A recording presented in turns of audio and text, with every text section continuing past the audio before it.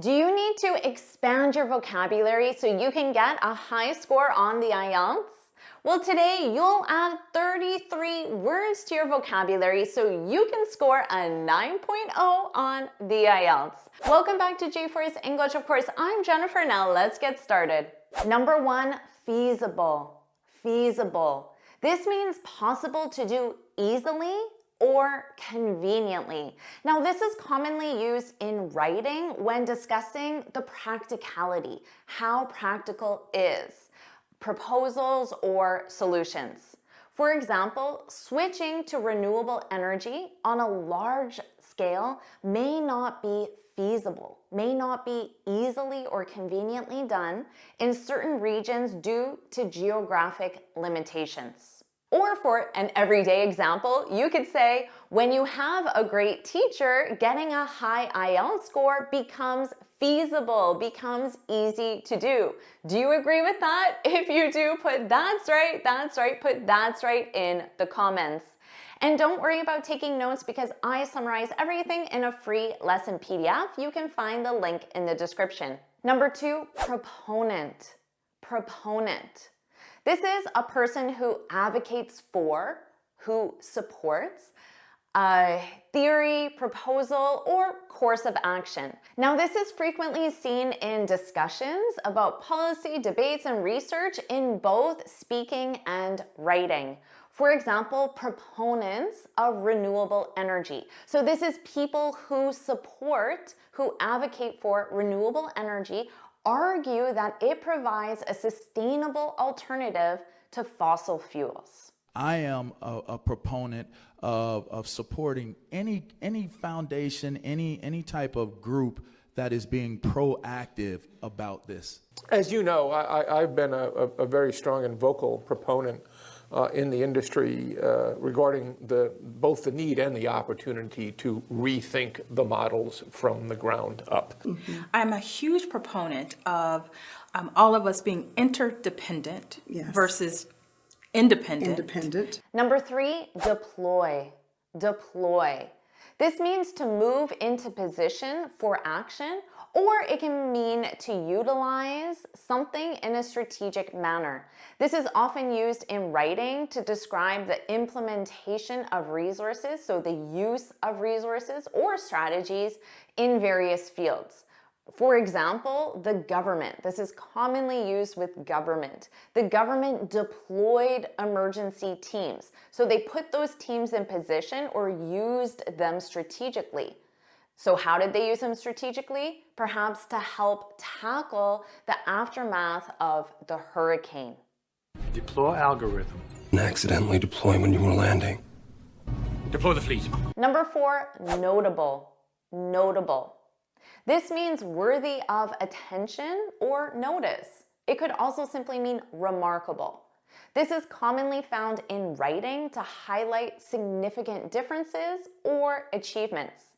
For example, one notable difference, so one significant difference, one important difference between rural and urban lifestyles is the level of access to healthcare facilities. African soldiers proved to be notable jungle fighters. And that's one of the more notable aspects of how he painted at this time anyway, certainly through the 1490s. This well-preserved church is notable due to its high church tower that has been struck by lightning numerous times throughout its history. Number five, detrimental. Detrimental. This means causing harm or tending to cause harm. This is used in writing mainly to discuss negative impacts or consequences of policies and actions. You could say, while many aspects of technology are beneficial, excessive screen time can have a detrimental effect, a negative effect on mental health. So this is a great word to have that contrast, which is commonly done in writing. Can be detrimental. You're a detriment here. My bitterness would be detrimental to my recovery. Number six, mitigate. Mitigate. This means to make less severe, serious, or painful. This is useful in writing and speaking to discuss ways to reduce negative impacts, especially in environmental contexts, which are common on the IELTS. For example, countries worldwide are investing in renewable energy as a means to mitigate, to reduce the effects of climate change. So to make those effects less serious, to mitigate. Stop mitigating, everyone. With mitigating circumstances. While mitigating the health risks. Number 7, discrepancy. Discrepancy. This is a lack of compatibility or similarity between two or more facts. This is commonly used in writing when analyzing data or discussing research findings. For example, a noticeable discrepancy exists between the reported income levels of urban and rural populations. So the discrepancy is that difference. Why is there this discrepancy? It seems that we're doing a comparative evaluation. But typically, I could find a discrepancy. And then I would say, well, I'm not saying it. And any discrepancy should hopefully be external. So as I go. Number 8, resilient. Notice that Z, resilient, resilient. If someone is resilient, it means they're able to withstand or recover quickly from difficult conditions. This is very useful in speaking and writing when discussing communities or individuals facing challenges, which is very common on the IELTS. For example, communities affected by natural disasters have proven to be remarkably resilient, rebuilding their lives and homes, so they're able to quickly recover from these negative situations. It's time to embrace a resilient, strong culture of processing, not repressing. We can push for a safe, kind, resilient, and human digital future. People are leaving these climate resilient areas for economic reasons. Number 9, alleviate. Alleviate. This is to make suffering or deficiency or a problem less severe. This is commonly used in writing and speaking to discuss solutions to societal issues like poverty or health. For example, local governments are implementing policies to alleviate, to reduce housing shortages in urban centers. Number 10, vulnerable. Do you know this one? Vulnerable. This means susceptible to physical or emotional harm. Again, this is often used in discussions about social issues, health, and even environmental concerns. You could say older populations are more vulnerable, so they're more susceptible to health issues, which means they get health issues easier and faster. Vulnerable, especially during severe weather conditions. He's vulnerable. Vulnerable. Being vulnerable. Number 11, paradigm. This one is very common. Paradigm. This is a typical example or pattern of something. You can think of it as a model. This is frequently found in writing to discuss shifts in thinking or approaches. You could say the adoption of digital technology in classrooms represents a significant paradigm shift. So a shift in thinking in education. Is that it's a paradigm that's trying to hold us back. So it's kind of a new paradigm that actually seems to unlock things not only in fundamental physics, but also in the foundations of mathematics and computer science, and possibly in areas like biology and economics as well. I believe it's time to reject that old paradigm and realize that our fates are linked. Number 12, viable. Viable. This means capable of working successfully. It can also mean feasible. So it's very important to learn alternatives, synonyms, because you'll commonly see them. And if you want to discuss these same issues, you can use an alternative word, a synonym. So now we have viable. This is used in discussions about sustainability and practical solutions. For example, solar power, you could say, is becoming a viable alternative to traditional energy sources in many sunny regions, at least. Number 13, benign. Notice that silent G, benign, benign. This means having no significant harm or adverse effect, negative effect. This is commonly used in discussions about impacts and effects to talk about something not having an effect. For example, despite initial fears, the new construction projects are expected to have a benign effect on local wildlife. So it means the new construction projects don't have an effect. They don't have a significant effect. They have a benign effect. It's benign. Were they benign? Fine and benign. Number 14, conducive. Conducive. This means making a certain situation or outcome likely or possible. This is common in discussions about environments that encourage certain behaviors or outcomes. For example, students suggest that a clutter-free space, a space free of clutter, free of things, distracting things, is conducive to better concentration and learning. So it helps you achieve that outcome. It's not conducive to health. Atmosphere wasn't conducive, right? Isn't conducive to rhyming well. Number 15, incentive.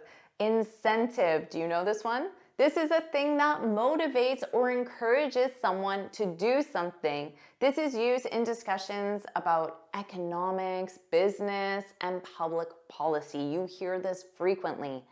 For example, to reduce emissions, the government introduced financial incentives for companies investing in clean energy. So those companies will get something in return, an incentive, if they invest in clean energy. Number 16, compile. Compile. This means to produce by assembling information and other sources. This is often used in academic writing and research discussions. For example, the researchers compiled, so gathered together, compiled data from numerous sources to ensure a comprehensive analysis. Compiled them in our data processors. And combined it with compilation. Who compiled this map? 17, contradictory. Contradictory. This means mutually opposed or inconsistent. This is used in writing when discussing conflicting ideas or conflicting data. For example, the study presents contradictory findings, with one portion indicating benefits and another highlighting potential risks. So they're opposed to each other. Risks and benefits and risks, they're opposed, so it's contradictory. Saying that out loud almost sounds contradictory. Upside and grief. And honestly, our physics is telling us a lot of contradictory things. They allow us to interpret its complex and contradictory signals. Number 18, foster. Foster. This is to encourage or promote the development of something, and usually something good. And this is commonly used in discussions about education and social policies. Educational institutions should foster creativity, encourage creativity because it is positive, and critical thinking in their students. Number 19, retention. Retention. This is the continued possession, use, or control of something. This is used in writing when discussing education and employment practices, very common in employment. For example, employee retention, the ability to retain, keep employees. Employee retention remains a priority. As high turnover, employees leaving, as high turnover can disrupt team dynamics. Number 20, depict. Depict. This is to represent by a drawing, painting, or other art form. This is common in discussions about art and literature, which is common in writing tasks. For example, art from this period typically depicts scenes. So in that art, you see this scene represented. So depicts scenes of everyday life, showcasing rural traditions. Inside the church, the paintings depict scenes from the Old and New Testaments and effigies of patron saints. Would depict it as an illustration of the flexibility and wisdom of common law adjudication. The paintings depict the image of a chair in various stages of completion or dissolution. 21, to steer clear of. So notice here we have a phrase, to steer clear of something. This means to avoid someone or something. This is used in speaking, and you can use it to give advice or recommendations, which is very common on IELTS. For example, health professionals often advise patients to steer clear of, to avoid processed foods to maintain overall well-being. 22, solely. Solely. This means not involving anyone or anything else. It can also be a replacement to only. This is useful in writing to clarify specific points or responsibilities. For example, the success of the project does not solely depend on funding.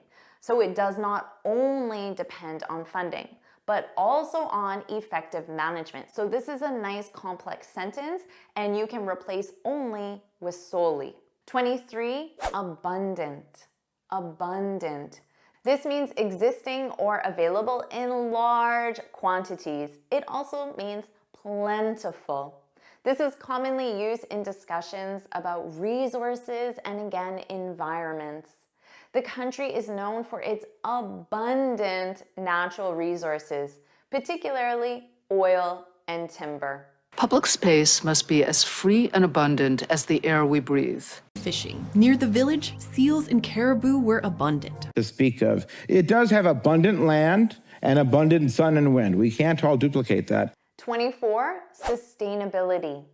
Sustainability. This is the ability to be maintained at a certain rate or level. This frequently appears in discussions about environmental issues and development.